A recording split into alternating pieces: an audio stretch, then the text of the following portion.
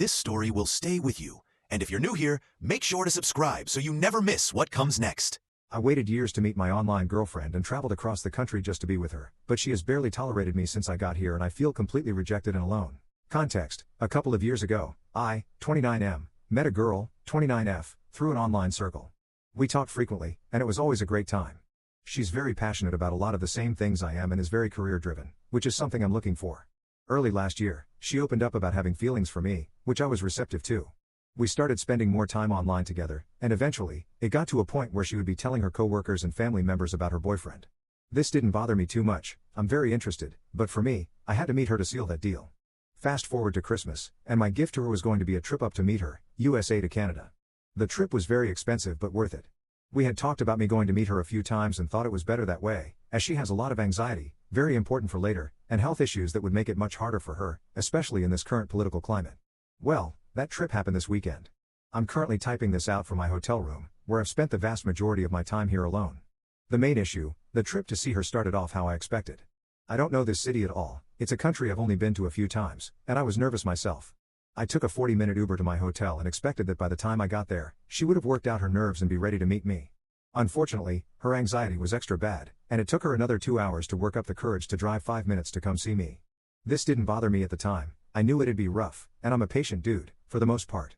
We met, she was shaking and bawling her eyes out, but overall it was great, some hugs, and we drove to her place. She lives with her brother, so I was able to meet him, and we chilled out for a little while. Her anxiety was still through the roof, though, so we didn't actually do much for the next couple of hours. She wanted to drive around and show me some stuff but couldn't. Eventually, she decided I should probably Uber back instead of her driving me. The next morning, I was up extra early. She usually works nights, so I figured she wouldn't be up for a bit. Not knowing the city, I chose to stay in and wait until she was awake. 4 hours later, she messages me, we talk for a bit, and she tells me she's not quite ready to see me as the nerves are still there. That's fine, I found a store within walking distance where I could pick some stuff up and get us some food at a local spot before meeting up. Fast forward about 2 hours later, and I finally get back to her place. She doesn't eat anything and tells me her brother, she, and I are going to a get-together to hang out with a bunch of their friends. That's cool. I ask her how long we'll be there, and she said a few hours. We leave, it's about an hour's drive. Every one of her friends was great, super welcoming, and she seemed really happy to introduce me as her boyfriend. The little party lasts a good portion of the night. We don't talk much, as I'm usually being bounded by her friends or she's playing a game or something. It's around 10 when we go to leave, still plenty of night left, I figured. She tends to be up till 3 or 4 in the morning, so I was pretty pumped to get to spend the rest of the night together. However, as we get in the car, she asks her brother if it's cool that she takes me to the hotel before they go home. He says yeah, and I just sit in shock the whole way back that she's too drained to spend a couple of hours of quality time with her boyfriend she just met. At this point, it's all starting to catch up to me, and I'm feeling pretty bad. I get back to the hotel room, and I'm just confused by this whole trip. I'm alone, in a hotel room, in a country I don't know, with my girlfriend a few minutes away, not knowing what to do. What the hell is going on? I fear messaging her about it is going to make her anxiety worse, but at this point, I don't know what to do. I'm set to meet her mom in the evening for dinner, and at this point, I feel like I've met everyone except for my girlfriend. So I message her that. She's very apologetic, saying her anxiety is through the roof still and she wanted to make this trip worth it for me, but she's just drained. She makes an effort to let me know she is still very interested in everything, but she knows if we're alone together, nothing would happen because she's just too nervous. She hasn't been in a relationship in a couple of years, so it's hard for her.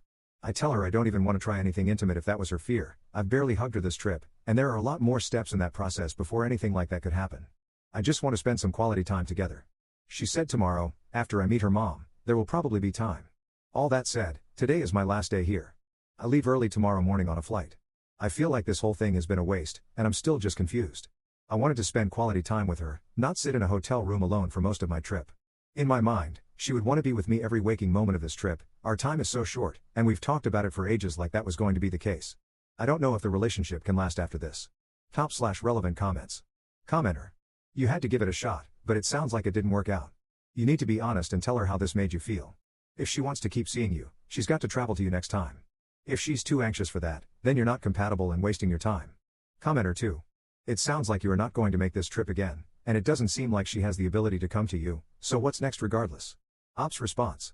She was going to come down in June for an event, but I'm not sure how that would even work with her anxiety. Commenter 2.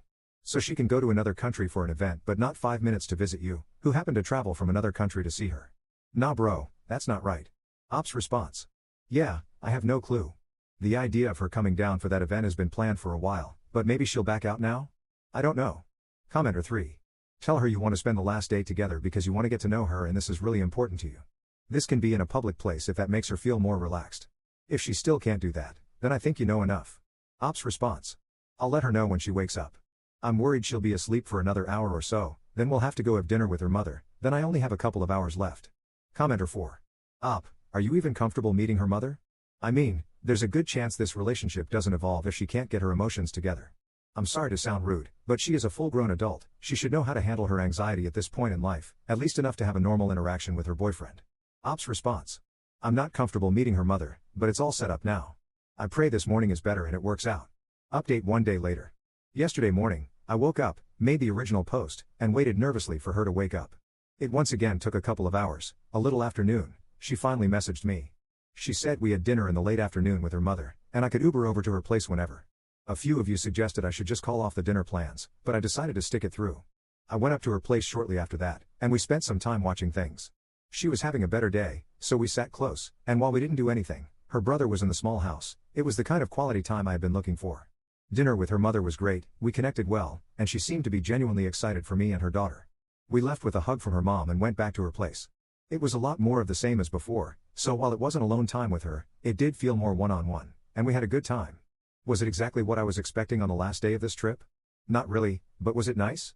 Definitely. It was getting late, and I was half expecting her to want me to Uber back, but she drove me herself. She helped me confirm my packing for the flight early this morning, and we ended with a kiss. We got to texting a bit, and we realized she hadn't taken a photo of us for a frame she had bought. I was pretty sad that we hadn't, and the few pictures of us from that weekend didn't really fit the vibe she was going for. I mentioned that I should just Uber back. 10 minutes later, while I was waiting for a response, she told me to come down, anxiety be damned, she did drive back just for the photo and another goodbye smooch. So, overall, it wasn't the perfect weekend, but I'm going to stay cautiously optimistic. I think it was a mistake to not make the trip longer, and I think that would have helped even more. We'll see how things go when she has to decide if she wants to make the solo trip down here for an event closer to this summer. To clear some things up, she is on medication and goes to a therapist, though her current therapist is very new to her. Normally, I wouldn't be into a long-distance relationship, but our likes and interests align well, and it's something I've struggled to find around me back home. My last relationship was decently long and taught me that was something I valued a lot. Thanks for all the comments on the other post. I imagine interest for another update will wane by the time the next trip happens, in about 2 months, but that is the time where things will really be make or break. Top/relevant comments. Commenter. Oh wow, this went better than I expected. An update to your first post to go, but still, how exhausting. Op's response. Hoping the next visit goes better. Second update 2 months 2 weeks later. Editor's note, Op recapped his post here, and I'm fast forwarding to the new information. The last 2 months, things seemed to be going really well after the first trip. She opened up a bit more about the meetup and was very apologetic about the whole thing. We spent the next couple of weeks in calls and video chatting, doing what we love together. Things were great, but something was missing. A piece of the relationship, something intimate and playful, seemed to have faded. This was her call. She decided that she should be less flirty and sexual online until she could express that the same way in person. I respected that. I believed it just needed time, and I've always been committed to working through things together. Unfortunately, that's where things started to spiral. One thing about her is that she's very independent, and that often came across as distant, uncaring. There are some days when she chooses not to interact with me, ignore my messages, or get short when I try to be affectionate and caring. Usually, this only happens when she's having a rough day, understandable. Unfortunately, a week ago, she was having one of those terrible weeks. In my head, a relationship should be one of comfort and relief, but while I tried to help her through it, she lashed out and started being distant. I tried to comfort her, but it was met with a coldness I couldn't understand. I had to guess how she was feeling and was left in the dark a lot. I made the, in hindsight, wrong choice of opening up about how I didn't understand and how I just wanted to be someone she could lean on, how it made me feel awful that I couldn't support her. I felt shut out so often. This turned into a lot of messages about how we felt about relationships in general, and the changes ours would need to take. It focused on how we care about each other a lot, but she has her anxiety and independent healing to work on, and how I have to give her more space and care less. The main villain, as was the case during the first meeting, was her anxiety. It's ruining her life in more ways than just our relationship. She's struggling everywhere. So her number one priority was to get in a better spot with that, then work on us.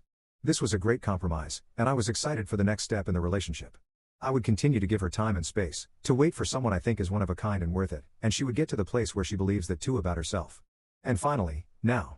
I boarded the plane with a lot of hope. Things were good after a few days of us getting back on track. But as I landed, I got a short, heartbreaking message from her. She said she's not in a healthy enough spot to make this relationship work for either of us. That after some reflection, Her problems are so bad that she needs to step away and work on them. She doesn't think she'd be able to handle the trip we'd planned and would be ruining another critical point in our relationship. The part that hurts the most isn't the time I've given her, the financial, emotional, or physical pain, or the fact this came out of the blue at the worst time. What hurts the most is it feels like she went from telling me how I was going to be her future, to basically treating me like an acquaintance. The last few days have been so tough. We talked for a little while that first day. Her entire focus of the conversation was that she needed to get better. She barely once talked about us. I got no closure. And now, trying to talk to her feels like talking to someone I barely know, despite her saying she wants us to stay close. One of the first things she told me when we started talking was how words meant everything to her. They're so important, they should always mean something. She kept saying how much she cared about us, yet her current actions make me feel the complete opposite. I see her online, hanging out with friends, posting online, like I never existed, like I was just a footnote in her life. I'm here now. I'm going to try to make the best of the trip, but being alone again hurts so much. I don't understand. Some days the distance felt like nothing, and other days she made the miles feel so much longer. I really tried so hard. I'm exhausted. I'm getting older, and the pressure of finding my person is really setting in. I don't want to settle, but I feel like I'm going to have to. I want more than anything to just make things right with her, to go back to that week and just give her the space she wanted, so we'd be on this trip together right now. I mentioned above that she's very independent, and her anxiety is taking that away from her. She can't do the things she wants with the people she wants, and I understand that. But what about us? I'm devastated. I know a lot of you saw this coming, and the rest of you all wanted to see this work. How do I move on? I know there's probably no saving this, but I wish there was. What can I do? And how do I find anyone like her again? Edit to add, I've tried local for a few years. I've never had trouble getting dates or matches on apps locally.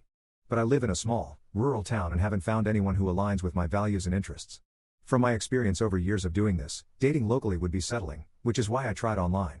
There's a bigger city about an hour and a half to 2 hours away. Maybe I'll look there, but the relationship would still be long distance. /relevant comments. Commenter. And how do I find anyone like her again? You do not want to find someone like her.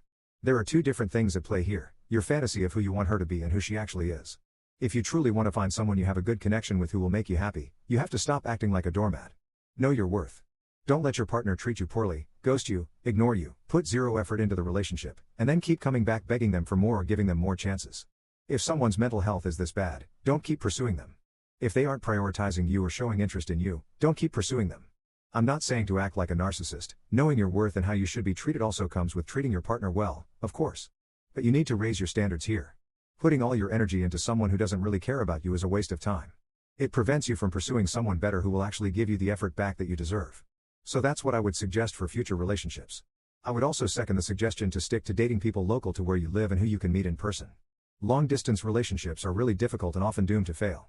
Having a connection over text or online doesn't mean you will connect in person or in real life. Ops response. Thank you. After years of dating locally and finding no one of substance, it's hard not to want to try when you find someone you align with. I'll be better for myself and try to find other options. Thanks. Commenter 2. Wow. Breaking up with someone after their plane has touched down? That's a low and cruel move that cannot be blamed on anxiety or trauma. That's simply a question of character.